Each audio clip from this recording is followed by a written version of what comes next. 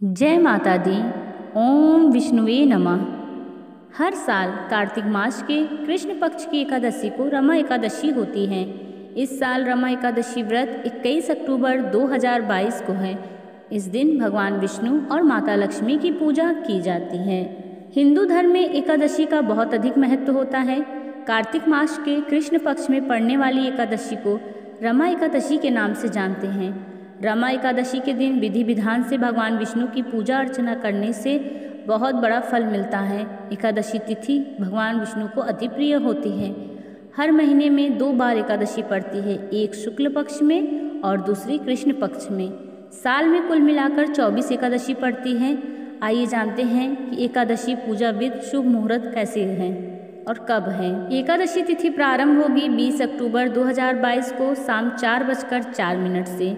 एकादशी तिथि का समाप्त होगा 21 अक्टूबर 2022 को शाम 5:22 पे। मगर उदय तिथि के अनुसार 21 अक्टूबर को ही एकादशी रखा जाएगा। एकादशी व्रत करने का सही समय 21 अक्टूबर 2022 को ही है। व्रत पारण का समय होगा 22 अक्टूबर को सुबह 6:17 से लेकर 8:33 तक। पारण तिथि के दिन द्वादशी समाप्त होने का समय होगा 6:02 शाम को। एकादशी व्रत के दिन सुबह उठकर जल्दी से स्नान आदि से निर्वृत्त होकर घर के मंदिर में दीप प्रज्वलित करें। भगवान विष्णु का गंगा जल से अभिषेक करें। भगवान विष्णु को पुष्प एवं तुलसी दल अर्पित करें। अगर संभव हो तो इस दिन व्रत भी रखें। भगवान को आरती करें, भगवान को भोग लगाएं और इस बात का विशेष ध्यान रखें कि भगवान को सिर्फ सात्विक चीज़ों का ही भोग लगाया जाता है।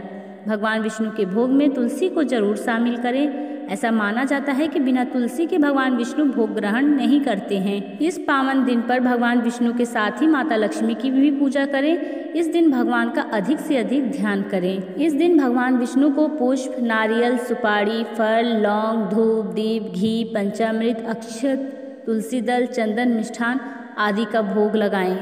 हर साल कार्तिक मास के कृष्ण पक्ष की एकादशी को रमा एकादशी होती है। रमा एकादशी इस बार 21 अक्टूबर दिन शुक्रवार को है। इस दिन भगवान विष्णु और माता लक्ष्मी की पूजा करते हैं। मान्यता है कि इस दिन माँ लक्ष्मी और श्रीहरि का विधि विधान से पूजन करने से मनुष्यों की सारी मनोकामनाएं पूर्ण होती हैं और कहते हैं कि जो लोग रमा एकादशी का व्रत रखते हैं उन्हें व्रत के साथ कथा जरूर सुननी या पढ़नी चाहिए। मान्यता है कि ऐसा करने से शुभ फल की प्राप्ति होती है और सारी मनोकामनाएं पूर्ण हो जाती हैं। एक पौराणिक कथा के अनुसार एक नगर में मुचुकंद नाम के एक प्रतापी राजा थे। उनकी चंद्रभागा नाम की एक पुत्री थी। राजा ने अपनी बेटी का विवाह राजा चंद्रसेन के बेटे शोभन के साथ कर दिया। शोभन एक समय बिना खाए नहीं रह सकता था। शोभन एक बार कार्तिक मास के महीने में अपनी पत्नी के साथ ससुराल आया। तभी वहाँ रमा एकादशी का व्रत पड़ा।